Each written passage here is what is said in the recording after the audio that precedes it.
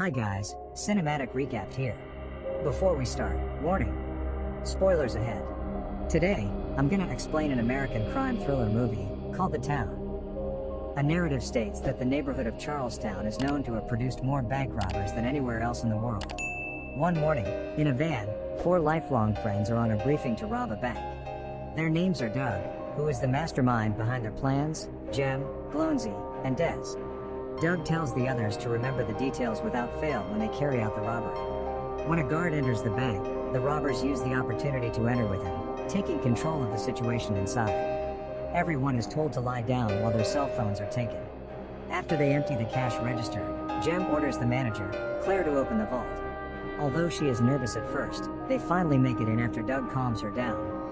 They quickly take all the money and destroy the evidence by microwaving security cameras footage and pouring bleach all over the place. Meanwhile, all of them are unaware that Claire is pressing a silent alarm button with her foot. After they notice that someone is knocking on the door, Jem beats up the assistant manager, believing he was the one who pressed the alarm. At the same time, Claire accidentally sees Jem's neck tattoo. Knowing that the police are about to surround them, Jem decides to take Claire with them as a hostage. When they escape in the van, they blindfold her before taking off their masks.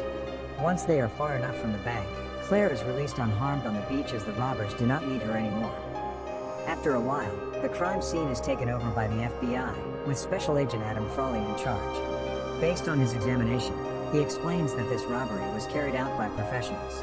He is also amazed by the condition of the crime scene, which was completely clean without a trace, not even fingerprints were left behind. The following day, the robbers gather to discuss Jem's awful idea of taking a hostage.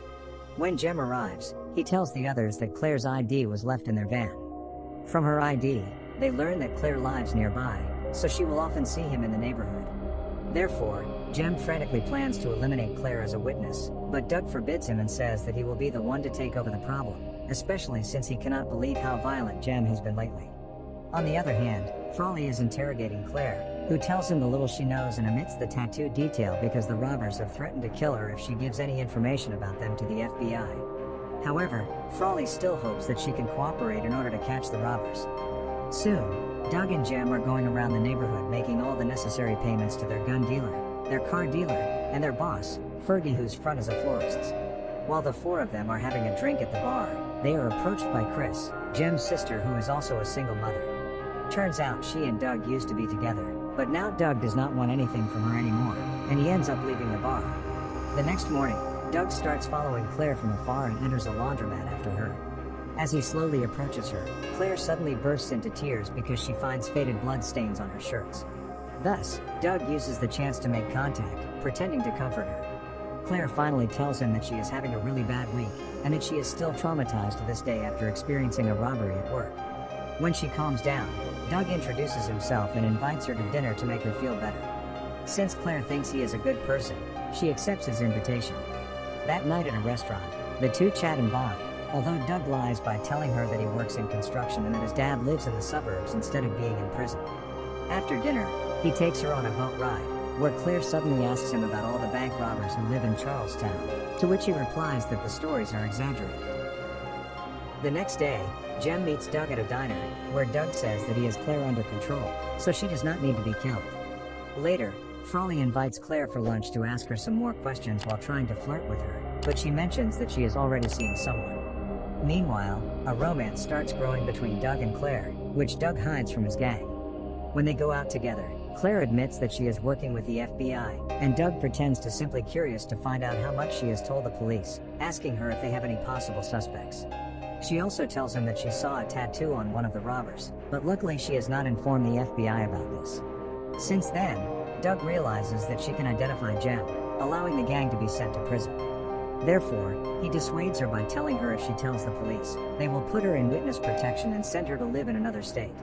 In return, he tells of his life in search of his long-lost mother, who he believes went to live with his aunt in Florida. He also almost became a professional hockey player, which he left to follow in his father's footsteps. As Doug walks her home, Claire talks about having to take the long way to work because some local gang members throw bottles at her vehicle if she takes the normal road.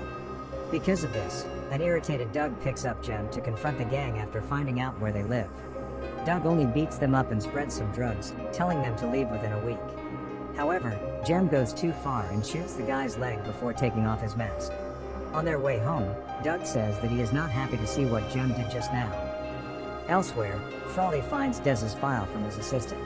After checking some of his criminal records, he suspects Des to be a member of the robbers.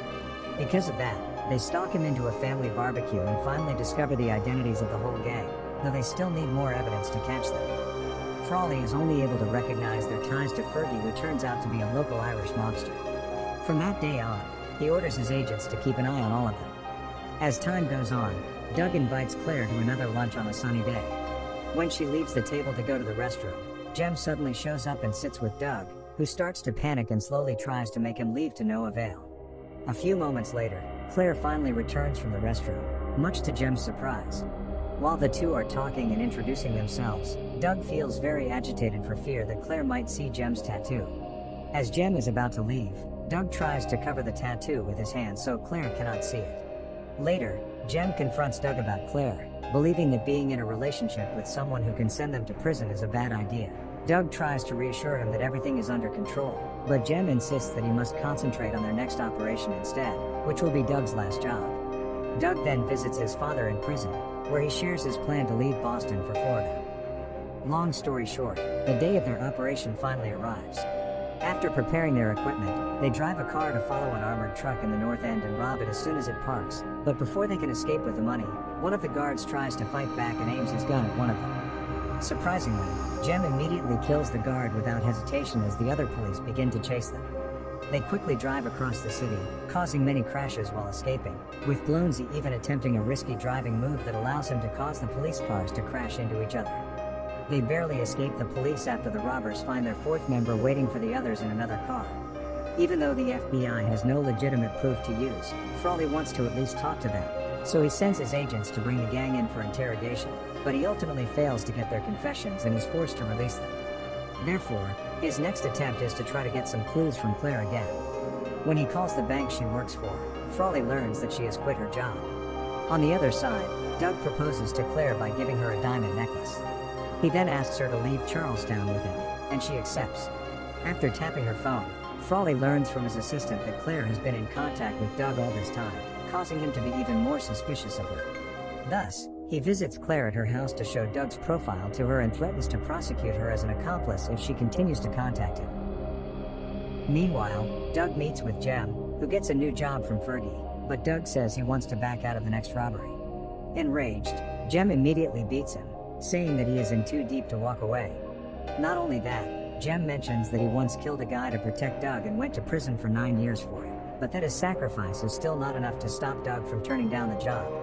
Doug then visits Fergie to inform him of his decision as well, but Fergie does not want to replace him as Doug is the mastermind in their gang. Fergie finally tells him that he controlled his father by turning his mother into a drug addict, which led to her suicide. It reveals that Doug has been lying to him all along.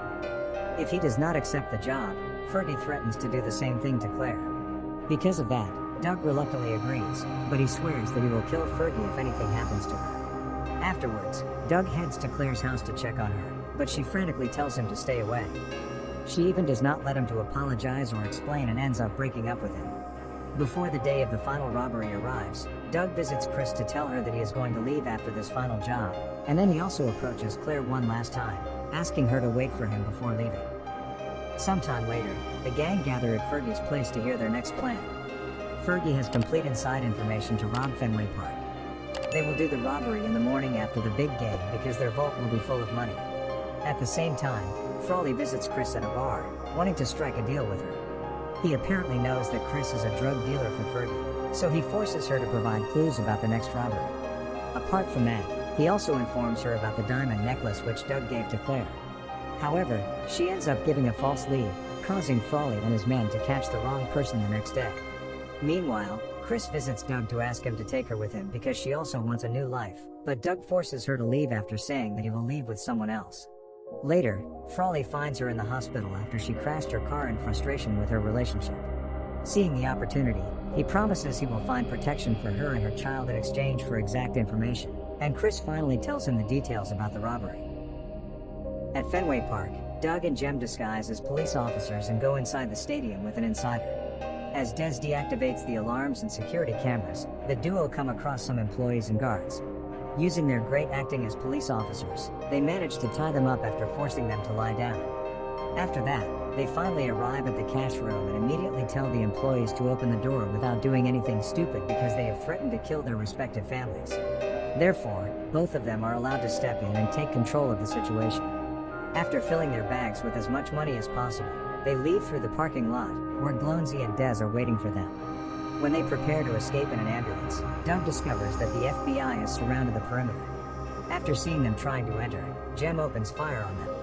A gunfight breaks out between them, and Glownsy is shot in the middle of it. Shortly after, the FBI throws some stun grenades through the windows, disorienting them. At that moment, one of the agents shoots Des dead as soon as he stands up. As the FBI puts more pressure on them, Glownsy decides to come up with an insane plan. He will drive out with the ambulance and keep the FBI's attention on him while Doug and Jem change back to their police costumes and then casually walk away through the main door because the FBI will not be looking for police officers. Glownsy makes it through several blocks, until a sniper kills him by shooting him on the head. On the other hand, Doug and Jem has successfully changed into their police costumes and easily escape by mingling with the other police officers. Unfortunately, one of the FBI agents receives an information from the employees inside who say that had been ambushed by two men wearing police uniforms. Because of this, Frawley starts looking around for police officers who are behaving suspiciously. He then notices Jem walking briskly with a big bag over his shoulder. As soon as his name is called by Frawley, Jem immediately opens fire on him, but then he is surrounded by the FBI and police officers while Doug can only watch him from across the street. Furthermore, Frawley manages to shoot Jem, injuring his leg. Determined not to go back to prison and without bullets, Jem eventually commits suicide by running out with guns in hand, causing the agents to shoot him on the spot. Meanwhile, Doug does not want the sacrifices of his friends to be in vain, so he escapes by stealing one of the police cars while everyone is busy checking on Jem's body. Knowing that Claire is in danger and that he will never escape as long as Fergie is alive, Doug drives to his place and murders him as well as his bodyguard. He then recovers some money he had hidden earlier and immediately calls Claire on the phone. She tells him to come over while Doug sees the FBI with her after watching her from across the street via binoculars. At first, he thinks that she means to betray him, but before hanging up the call, she finally gives a clue verbally to warn him away. While the FBI prepares for his arrest, Doug hides some money in Claire's garden and leaves a note on Frawley's car, insulting him. He then leaves Charlestown by train while wearing the MBTA uniform. Frawley finally deduces that Claire tipped Doug off, but her tip is too cryptic to provide grounds for an arrest. Several days later, while gardening, Claire finds a buried bag containing money, a tangerine, and a note from Doug, suggesting that she can make better use of the money than he can, and that they might see each other again. Claire ends up donating the money to refurbish the local ice hockey arena where Doug once played, in memory of Doug's mother. The movie ends with a forlorn Doug looking out over the water from the deck of a small house, where he appears to be safe in Florida. Subscribe to watch more videos like this, turn on notifications, and leave a like to help the channel out. Thank you for watching.